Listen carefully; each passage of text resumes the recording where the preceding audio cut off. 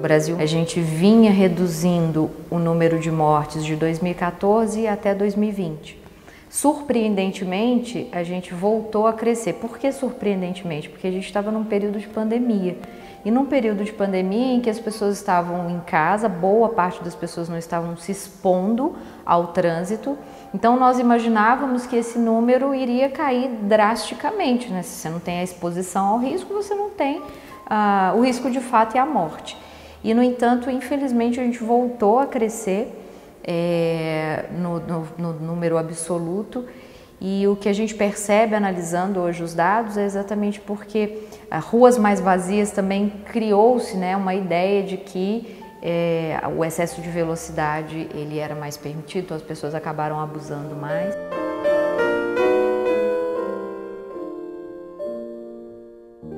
A gente pode começar, por exemplo, pela área da engenharia. Então, hoje existem diversos elementos para serem implementados nas vias públicas, nas rodovias, nas estradas, que reduzem a letalidade de um acidente. Então, mesmo que o acidente ocorra, ele não vai ser tão grave a ponto de gerar a morte, resultar na morte dessas pessoas. Por outro lado, a gente tem também as medidas de educação. Aí a gente já está falando em medidas a médio e longo prazo. Ou seja, se a gente consegue levar a educação para o trânsito para dentro das escolas, como hoje está previsto, hoje não, desde 1998 está previsto no Código de Trânsito Brasileiro, você vai criar uma cultura de segurança viária maior nessas crianças, nesses adolescentes, e aí eu não estou falando de ensiná-los a dirigir, mas ensiná-los a ter respeito ao espaço do outro, né, o respeito à legislação, aquilo que está previsto, e cidadania, né, regras básicas de convivência que a gente precisa no trânsito.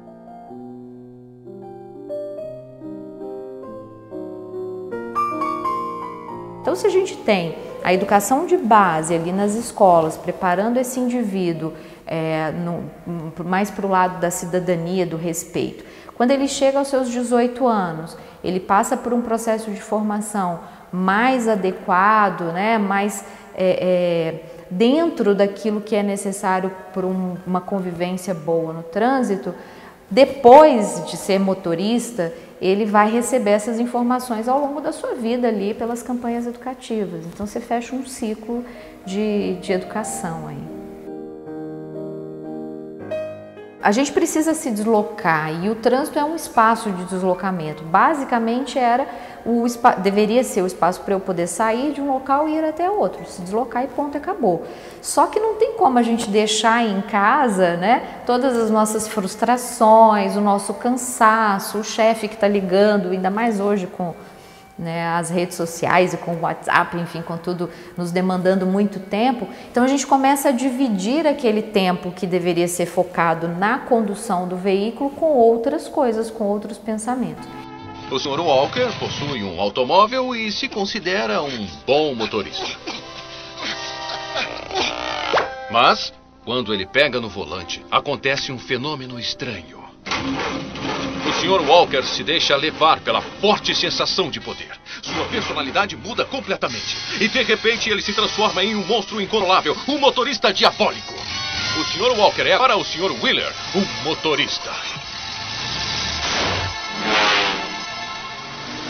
Ei, Griff, olha por onde anda, seu idiota! Não acredito, olha só o que você fez com o meu carro. Quem é que vai pagar por isso agora? E esse exemplo do vídeo do Sr. Walker é um desenho na década de 50. E ele é muito real ainda hoje, né? Muito próximo do que a gente vive. Então, um cara pacato, que tá tudo bem, mas quando ele se veste de carro, né, ele se transforma numa pessoa completamente diferente. Eu gosto de também fazer esse paralelo com as redes sociais hoje, que é tudo muito novo, né? Então ainda tem poucas pesquisas, mas assim, as pessoas por trás ali dos computadores, dos celulares, é como se elas fossem invisíveis. Então meio que quando eu estou ali dentro do carro, qualquer coisa eu posso sair correndo aqui e eu consigo me safar de alguma coisa, né? E isso talvez dê a essas pessoas essa coragem de fazer algo que no seu dia a dia talvez eles não fizessem, né? As locadoras, elas têm uma responsabilidade muito grande e podem fazer muitas coisas. A começar por ações educativas. Então, quando eu vou até um local, né, um cidadão comum vai até o local para alugar um carro, seja ele, se ele vai alugar profissionalmente ou para passear, para viajar, não importa, ali é um ambiente em que ele pode receber uma ação educativa, que pode ser por uma TV passando um vídeo educativo, por um cartaz, por um folheto ou por um desenvolvimento de um aplicativo, né, que gere de repente talvez até premiações para esses condutores. Essa é uma das ações. A outra, pegando o gancho dessas premiações, por que não fazer um controle aí desses motoristas que alugam os carros e de repente fazer um tipo de premiação mesmo para aqueles que não cometeram infrações ou que de alguma forma têm uma condução mais segura, mais humana, né? Eu imagino que existam dados para fazer isso.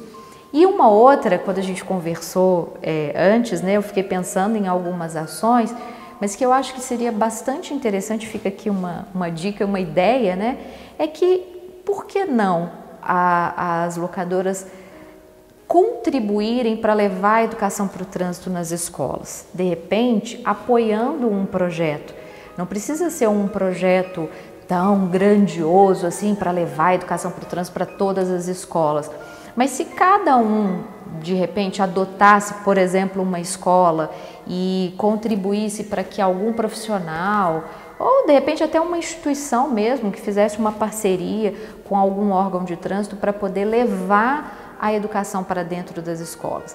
Aí a gente pode pensar assim, mas as crianças, os adolescentes, eles não são clientes das locadoras. Tudo bem, eles não são, mas eles vão levar aquela informação, vão fazer com que a empresa e aquela instituição faça parte do debate ali em casa, né? Então, eu acredito muito na educação para o trânsito e acho que são formas da gente conseguir usar esses ambientes de vocês aí, né, das locadoras, para poder levar a mensagem.